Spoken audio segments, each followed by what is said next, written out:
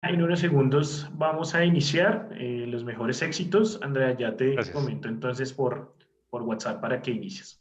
Listo, gracias.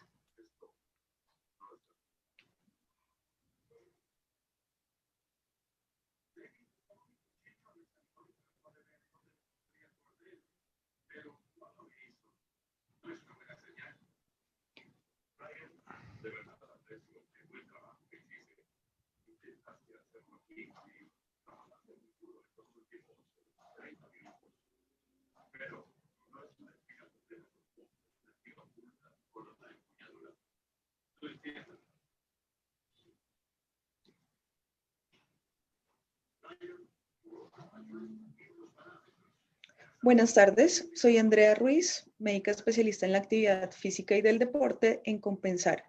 Hoy los estaré acompañando en este proceso para hablar sobre la actividad física y las patologías más frecuentes en el adulto mayor, que según estudios afirman que 26 enfermedades mejoran con el ejercicio y 35 de ellas empeoran si no se practica.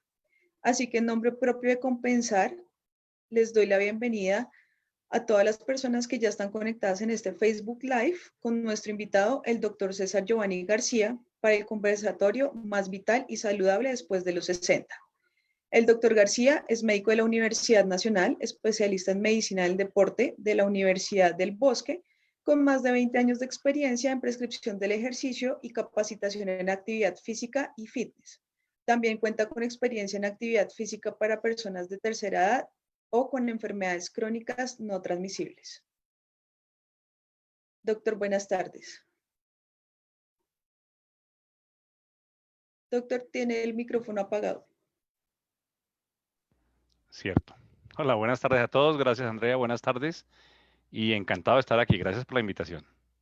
Doctor, bienvenido y muchas gracias por acompañarnos. Para comenzar, ¿cuál es la importancia de mantener una actividad física activa en cualquier etapa de la vida?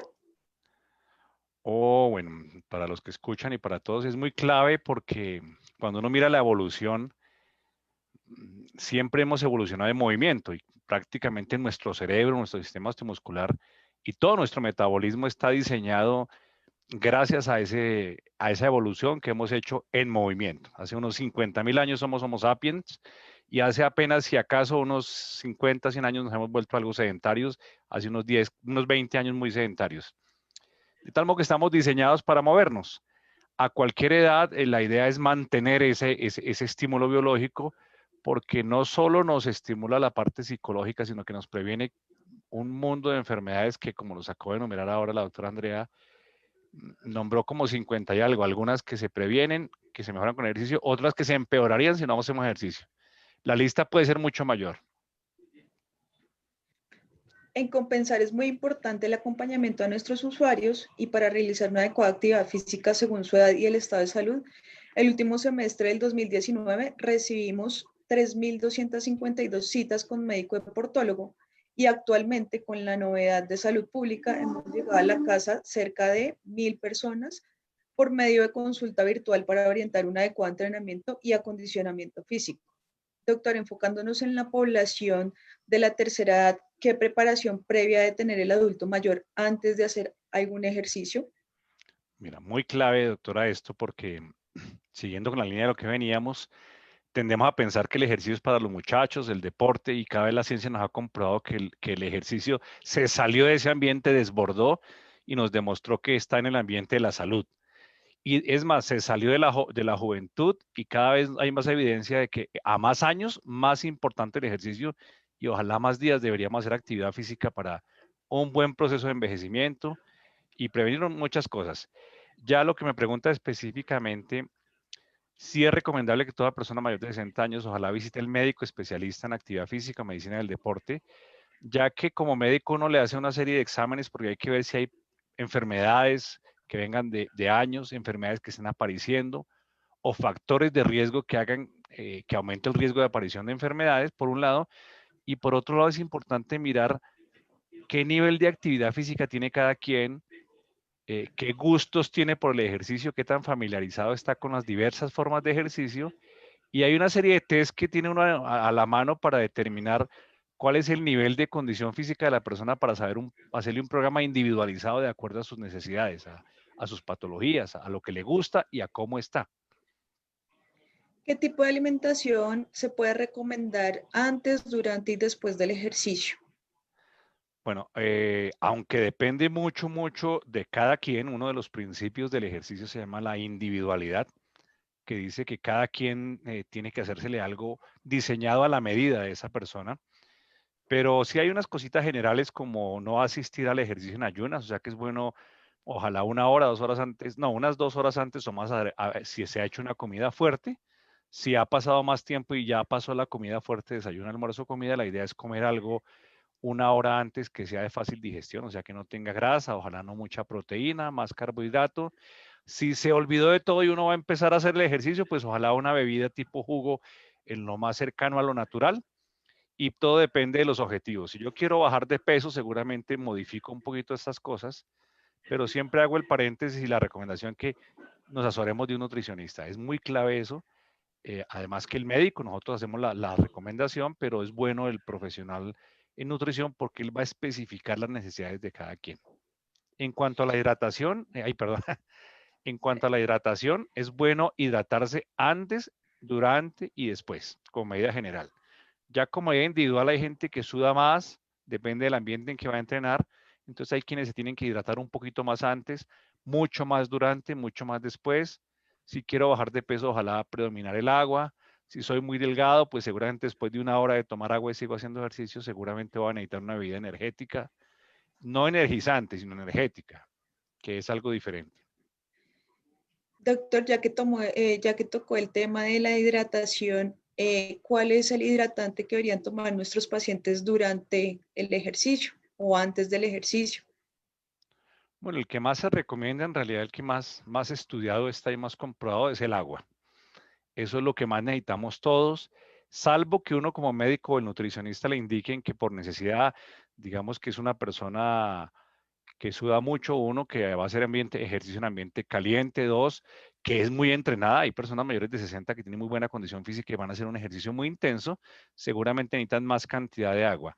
Algunos que son muy delgados o depende y tienen alguna patología que no tienen problema con consumir el azúcar o depende de su tasa de sudoración, uno les da un hidratante que tiene algunos elementos como un tipo de carbohidrato y otros electrolitos.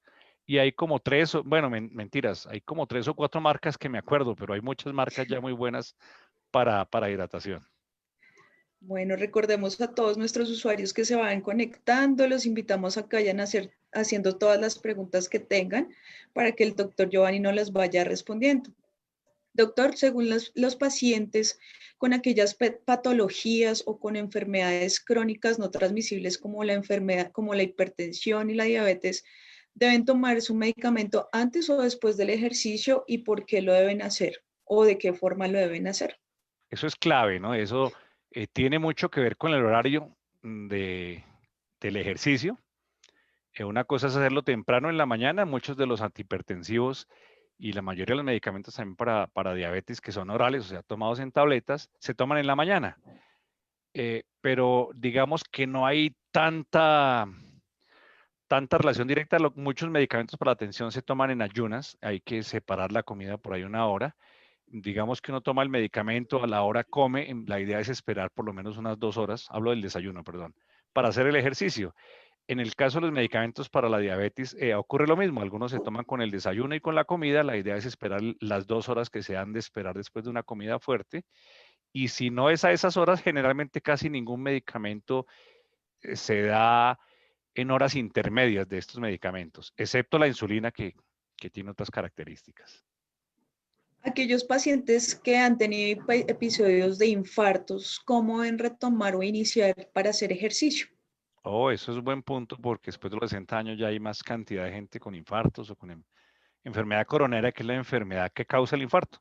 Se tapan las arterias coronarias parcialmente, generalmente, y de pronto en un evento agudo, o sea, en un momento total, y da el infarto. Cuando a una persona le da un infarto, hay un proceso de tratamiento que le hacen en los sitios, en los hospitales, pero de la mano va un proceso de rehabilitación que se llama rehabilitación cardíaca. Idealmente de la mano del médico del deporte. En algunos hospitales usan otra especialización que es la fisiatría, médico fisiatra.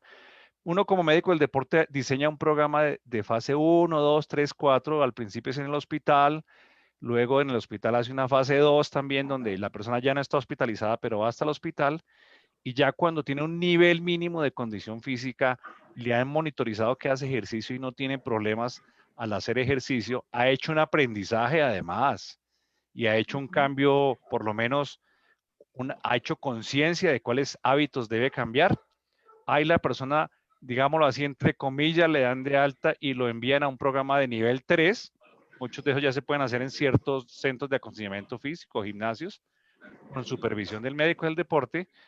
En ese momento ya lo podemos recibir, por decirlo así, en un sitio, por ejemplo, como Compensar, pero la persona tiene que haber hecho la tarea de los dos procesos primero, o sea, la fase 1 y fase 2 rehabilitación cardíaca, y ojalá con el visto bueno del cardiólogo. Es decir, que estos pacientes que han tenido algún infarto no pueden reiniciar casi de forma inmediata el ejercicio en un gimnasio, de forma independiente. No, y me acuerda, doctora Andrea, una anécdota que tuve, ahora que nombrabas la cantidad de enfermedades que se favorecen con el ejercicio. Son muchas, casi ninguna enfermedad es ajena a los beneficios del ejercicio. Hace quizá unos 20 años en una de las medicinas prepagadas tenía gimnasio y llegó un paciente muy entusiasmado, el médico lo convenció y llegó muy entusiasmado y dijo, es que me acaba de dar un infarto la semana pasada y acabo de salir de cuidados intensivos. Entonces yo le expliqué, no, mire, es por esto y aquello es mejor que haga el proceso. Pues muy juicioso, a los 2 meses volvió, en esa época eran como 2 meses, dijo, listo, ya hice la tarea, ¿ahora qué debo hacer? Y se le diseñó el programa de ejercicio ya con menor riesgo. Doctor, un paciente diabético, insulino requiriente, ¿debe aplicarse esta insulina antes o después del ejercicio? Ese es un buen punto para los que nos escuchan. Hay algunos pacientes que ya no les hace efecto el medicamento tomado, entonces hay que reforzarlo con insulina. Les inyectan insulina. La insulina viene de diferentes formas. Hay una que actúa rapidísimo, otra que se demora un poquito, por ahí 1 hora, y otra que se demora un par de horas en actuar. Generalmente uno la relaciona con la comida, entonces una se coloca media hora antes de la comida, 1 hora antes, quizá 2 horas antes. Como ven, tiene relación con la comida, o sea que normalmente la insulina viene antes, luego viene la comida y generalmente se recomendaría hacer el ejercicio unas 2 horas o 3 horas después de esto. Lo que hay que tener en cuenta es que el ejercicio, como es tan eficaz, tiende a bajar un poquito los niveles de azúcar y algunas veces las personas necesitan menos dosis de insulina. Eso lo determina el médico una vez que ha hecho la aproximación del paciente al ejercicio gradualmente. Pero digamos Okay. que con respecto al ejercicio, quizá otra recomendación es que hay ejercicios, por ejemplo, donde se trabaja mucho el abdominal, ahora que se ha descubierto los beneficios de trabajar la zona central y el core, entonces hay algunas inyecciones que se colocan subcutáneas, la mayoría en la zona abdominal, y a veces si se abusamos del ejercicio abdominal, pues podría producir una absorción exagerada, pero como va lejos de la comida, o sea, lejos de la inyección, creo que no habría problema. Con estas insulinas, ¿cuál es el riesgo de hipoglicemia que puedan presentar los pacientes durante el ejercicio o después del ejercicio? A veces el paciente es muy juicioso con el ejercicio, ojalá todos lleguen a eso. Y una intensidad alta, por ejemplo, si no ha adecuado bien la comida, la insulina lo que hace es hacer que los músculos usen más fácilmente la insulina, que es el combustible de los músculos.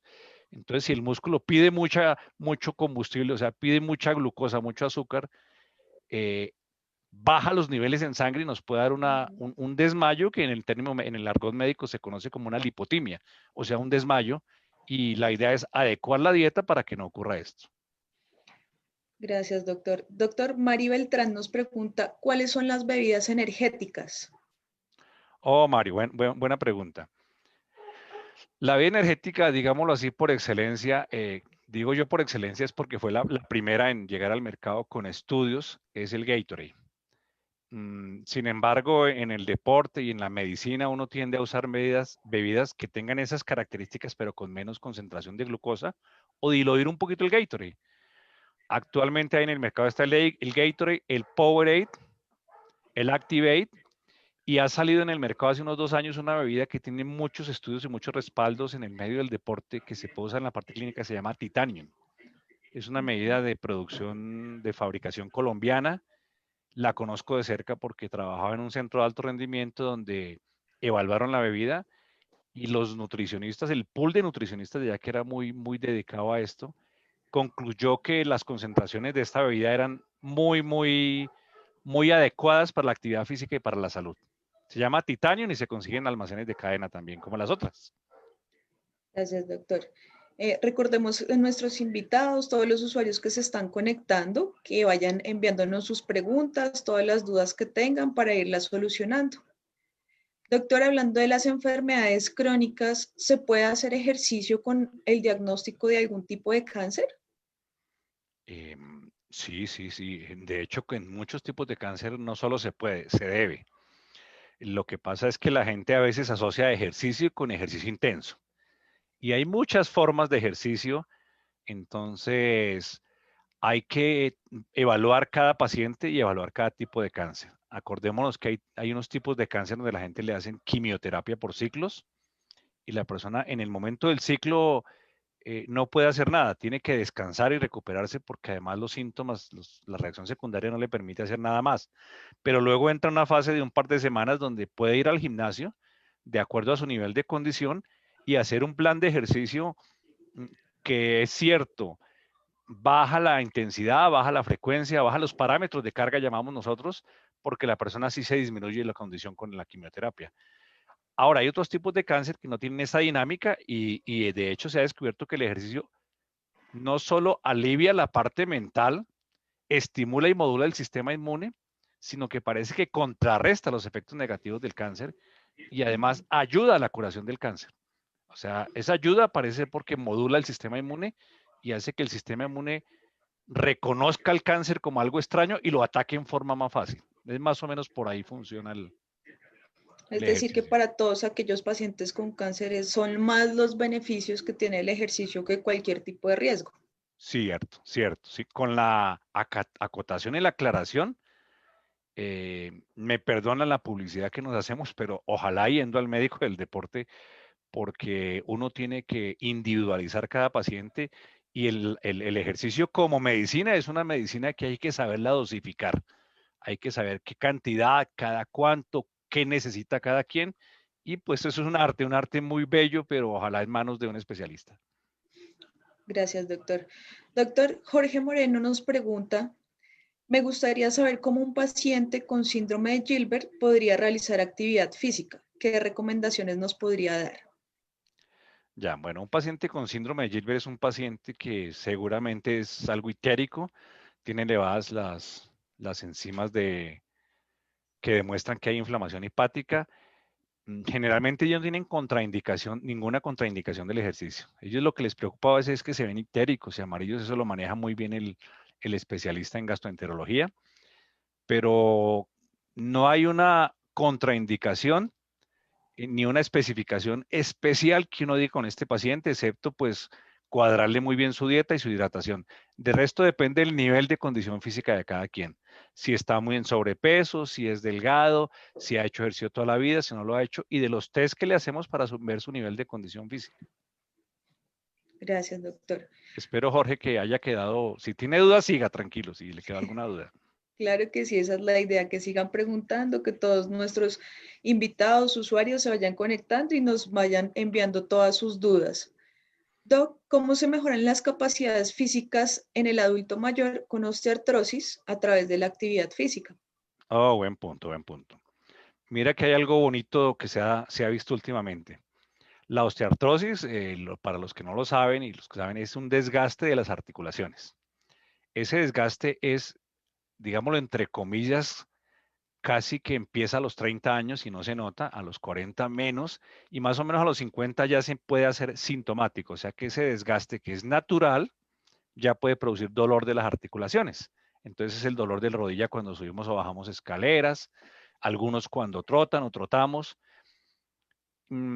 ¿Cómo mejora uno con el ejercicio? Por un lado, el ejercicio hace que las articulaciones estén más estables, más firmes, dos formas de ejercicio, entrenar la fuerza y entrenar el balance y la estabilidad, que llamamos propiocepción. Pero por otro lado, se ha comprobado que la artrosis no solo es un problema mecánico, o sea, no es que el peso mío del cuerpo durante 40 años dañó allá el cartílago, no solo eso, sino que se ha comprobado que cómo comemos, lo que hacemos, incluso cómo pensamos, hace que se produzcan unas sustancias inflamatorias que ahora se llaman inflamación de bajo grado, que van deteriorando el cartílago, o sea, esa capa que nos amortigua se va deteriorando. Y preciso, descubren el ejercicio contrarresta eso, o sea, el ejercicio produce unas sustancias antiinflamatorias, se llaman interleuquinas y otras, mioquinas, que contrarrestan ese daño de el cartílago. Entonces, digamos que el ejercicio por lado y lado, por un lado ataca la causa, comprobado ya, y por otro lado mejora los síntomas. ¿Cuáles cualidades físicas? O sea, ¿qué hago para mejorar? Uno puede mejorar la fuerza, la resistencia, que es lo que llamamos el cardio, la flexibilidad, la coordinación, o todo eso se llama cualidades coordinativas. Entonces, ¿qué mejoro? La fuerza. ¿Cómo la mejoro? Que es la pregunta.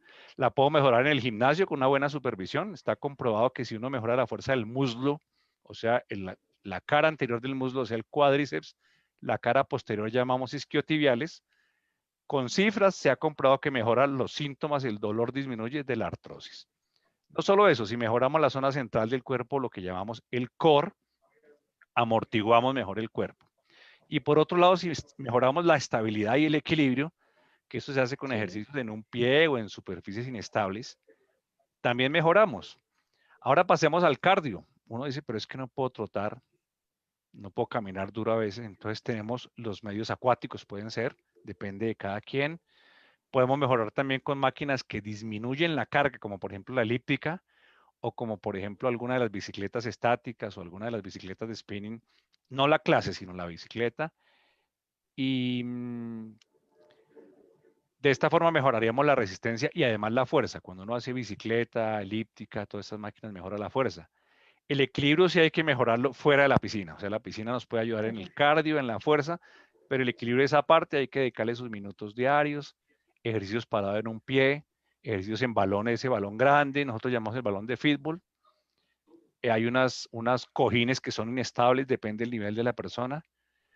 O sea que hay una gama de cosas que podemos hacer para mejorar la artrosis y es clave la bajada de peso. No solo porque mecánicamente hay menos carga, sino porque a haber menor peso, hay menor inflamación allá en el cartílago y hay más capacidad de mejorar. Ok. Doc, hablando de osteoartrosis, Mercy Rincón nos pregunta, ¿qué tipo de ejercicios son recomendables para la artrosis? ¿Messi, entendí? Mercy. Mercy. Hola, Mercy. Depende de cada persona, ¿sí? Depende de si está en sobrepeso, si está delgada y depende de la zona. Entonces, la osteoartrosis puede dar en las rodillas, que es donde más se manifiesta, en la articulación de la cadera, que es ese dolor en la ingle muy marcado, o en la columna, que nosotros, ustedes saben que a veces nos enredamos con términos y le llamamos espondiloartrosis, que es simplemente la artrosis de la columna. Entonces, depende de cada zona. Si lo que más duele es las rodillas, los ejercicios que acabo de mencionar, mejorar la fuerza de los músculos que protegen directamente la rodilla, cuádriceps, isquiotibial, incluso los gemelos, mejorar el centro del cuerpo que amortigua mucho y tiene unos efectos beneficiosos que se llama el core. Se mejora con ejercicios de core, así se llaman genéricamente. Se mejora con pilates, ojalá dirigido. Hay diferentes técnicas para mejorar el core. Y si el problema es en la cadera, pues sí es mejor la supervisión médica específica, bueno, en todos, y del fisioterapeuta. Si es en la columna, hay una gama de ejercicios que mejoran mucho la artrosis de la columna, que son los ejercicios de estabilización de la columna, que también se llaman ejercicios del core. Pero depende de cada persona y depende de la zona del cuerpo.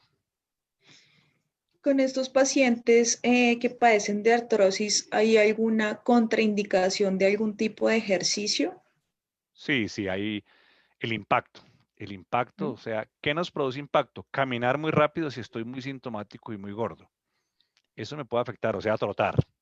Y si camino rápido, estoy muy pasado de peso y estoy muy desacondicionado, eso también me podría molestar. Entonces uno podría decir, es que el paciente me recomendó el médico me recomendó caminar, pero yo camino y me duele. Entonces depende de cada quien, pero en general el impacto, o sea, los saltos, aquellos deportes que tienen saltos, hablando de los que ya tienen artrosis, ¿no? Sí. El entrenamiento de la fuerza, o sea, en el gimnasio, con cargas excesivas o cuando uno se ha familiarizado gradualmente con las máquinas o con los ejercicios. Clases grupales dependiendo, pero todas aquellas que requieran demasiada habilidad y uno no la tenga, o que requieran mucho impacto en la rodilla, ciertos giros o saltos, y uno no tenga la habilidad o tenga mucho peso, es mejor no hacerlos. Entonces sí Ok. hay contraindicaciones. Oscar Miranda nos pregunta, Doc, ¿qué diferencia hay entre ejercicio físico y actividad física para adultos mayores? Hola, Oscar. Esta es una discusión que a veces es más semántica que otra cosa. O sea, si uno va a los libros, se encuentra las diferencias, ¿sí? Me dejo actividad física y ejercicio, ¿sí? Sí, señor. Sí. Entonces, si uno va al detalle allá en los libros, llaman actividad física a cualquier tipo de actividad que requiera contracción muscular. Por ejemplo, yo estoy aquí sentado, me levanto de la silla, voy camino, eso es actividad física. Y llamamos ejercicio cuando esa actividad física sigue unos parámetros, eh, digamos, unas normas que indican que hay que tener una frecuencia, una intensidad, una aumento progresivo, perdón, una progresión y otras cosas, y que uno ya tipifica, voy a entrenar fuerza, resistencia, o sea, se engrupa, se enmarca en unas normas, o sea, es más sistemático. Y llaman deporte a cuando a eso le sumamos competición y unas normas de competencia. En la práctica, en realidad, nosotros intercambiamos el término actividad física y ejercicio. Entonces, un programa, hay sitios que ofrecen programa de actividad física para el adulto mayor. Normalmente ellos no utilizan el término tan académico. En general se refieren a ejercicio. Otros programas dicen programa de ejercicio para el adulto mayor. Básicamente están hablando de lo mismo. En ambos generalmente tienen en cuenta las características del adulto mayor e indican el ejercicio normativamente con las normas que debe ser. Ya. Para disminuir el riesgo de caídas en los adultos mayores, ¿qué tipo de entrenamiento se recomienda? Ahí, eso es clave. Eh, Caerse siendo adulto mayor es una cosa bastante negativa. Es una cosa que hay que prevenir. Eso es un capítulo aparte en los libros. Lo primero sí es clave que lo vea el médico.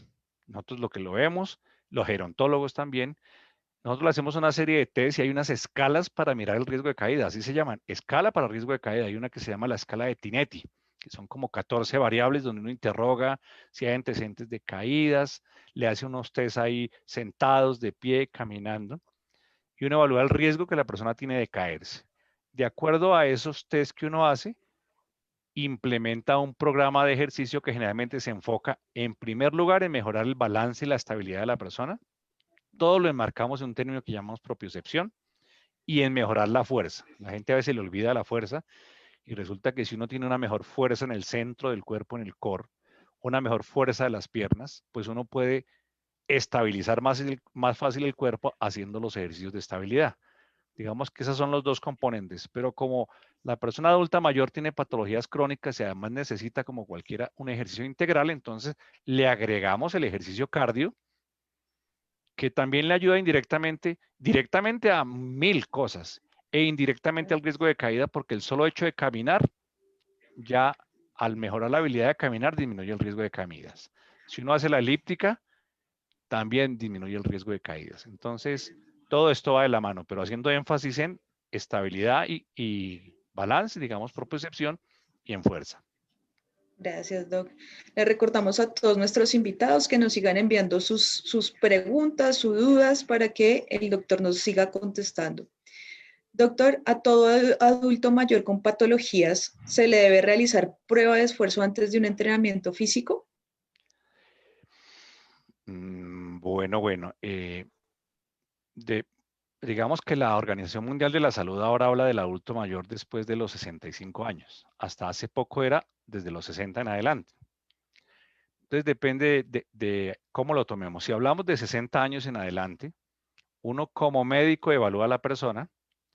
Hasta hace unos pocos años, digamos 3 años, las guías del Colegio Americano de Medicina del Deporte, que es la entidad mundial que más ha estudiado el ejercicio y su impacto en la salud, y que por tanto tiene autoridad para darnos las guías de cómo actuar, pedían prueba de esfuerzo casi para todo el mundo mayor de 60 años.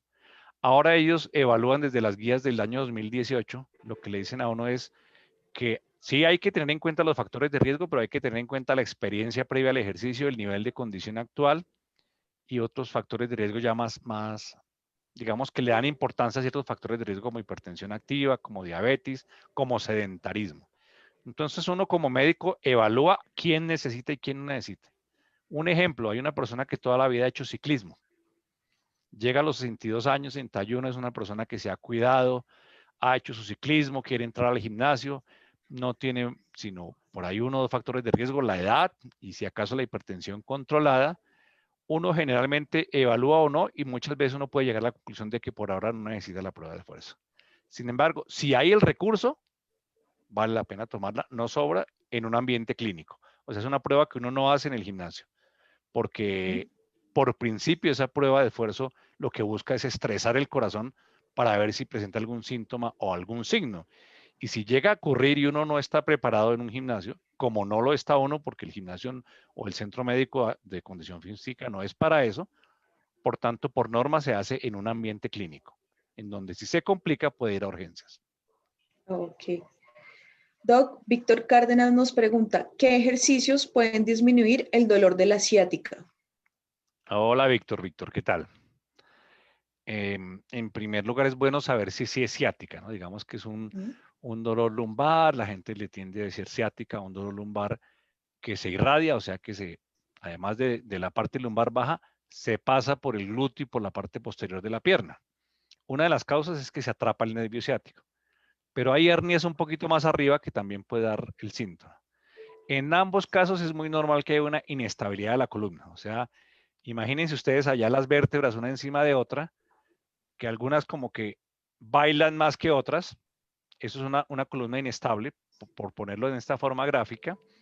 Hay ejercicios que mejoran la estabilidad de la columna y hacen que haya menos atrapamiento y que se alivie el síntoma de la ciática.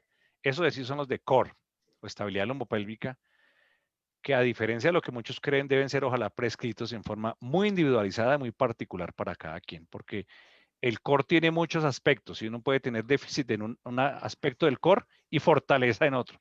Por ejemplo, la cara lateral del tronco puede estar débil, mientras que la cara anterior, o sea, la abdominal, puede estar fuerte. Pero sobre todo en la asiática es clave mejorar el core.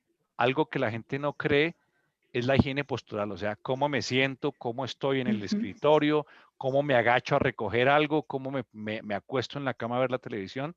Es impresionante cómo al mejorar la higiene postural uno puede mejorar los síntomas. Entonces, sí es clave, más aún tratándose de la columna y de la columna baja, hacerse ver del médico especialista. Y seguir, Perdón, no, qué pena contigo. Y seguir los consejos. Esto es un trabajo, es una tarea de cada paciente. Si a uno lo orientan bien, uno como paciente tiene que hacer la tarea de los ejercicios diarios. Esto no es de ir a la fisioterapia 2 semanas y luego olvidarse. Eso casi que de por vida uno tiene que casarse con unos ejercicios. Claro que sí, Doc. Carolina Rico nos pregunta, para los pacientes que sufren de asma, ¿qué ejercicios nos recomienda? Para los pacientes que sufren de asma. Igual vuelvo al tema de la individualidad, depende del nivel de asma de cada quien. Generalmente en la tercera edad hay un asma que es ya causada por algo un poco diferente al asma que le da uno de joven. Forma parte a veces de una enfermedad que se llama enfermedad pulmonar obstructiva crónica, que es el equivalente a la enfermedad coronaria en el corazón, en el pulmón, más o menos. Generalmente lo que uno recomienda es hacer un calentamiento más gradual, ser estricto con la hidratación y familiarizarse más con el ejercicio poco a poco. O sea, un ejemplo, si yo entro a una clase de indoor cycling, por decir algo, y tengo el nivel de condición, si me demoré 2 semanas en adaptarme, el paciente con asma tiene que demorarse un poco más, tener siempre la hidratación a la mano. Entonces, de ahí se deriva la respuesta a la pregunta, ¿qué no debo hacer? No debo olvidarme de la hidratación, no debo entrar rápido a una clase o hacer el ejercicio sin calentamiento prolongado, no debo probar nuevas técnicas del ejercicio si no me familiarizo con ellas, y debo evitar esos deportes que requieren cambios de intensidad y que uno no puede controlar. Por ejemplo, el fútbol. En el fútbol, pues si uno se emociona es difícil controlar ese cambio de intensidad. En el tenis, los deportes que llamamos acíclicos son deportes que pueden fácilmente desencadenar un problema de asma. Entonces, lo que digo, fútbol, baloncesto, tenis, si yo no estoy familiarizado con eso, no caliento bien, no me hidrato bien, y voy, me emociono y me meto al partido de fútbol ahí con la familia, pues puedo dañar el asado por la crisis asmática. Claro. Doc, varios de nuestros usuarios nos preguntan que qué es la escala de Tinetti. La escala de Tinetti es una escala como de 14 preguntas que se le aplica a los pacientes de tercera edad para evaluar el riesgo de caídas. Es fácil encontrarla por internet, uno la ve y es muy fácil de aplicar además. Y esa califica, dice tanto a tanto de riesgo medio, alto y bajo. Nos dice qué tanto riesgo hay de que una persona se caiga. Ok. Diana Garzón nos pregunta, ¿cómo podría un diabético evitar el incremento exagerado de glucosa durante el ejercicio? Diana, sí. Hola, Diana. Diana. No, de hecho lo que ocurre es lo contrario muchas veces. Si uno es diabético, debido al medicamento que uno está tomando, el ejercicio consume glucosa y se tiendes a bajar la glucosa. Eso ocurre durante y después del ejercicio. Digamos que cómo podría uno evitar que se le suba el azúcar si es diabético, digamos que no está igual bien controlado.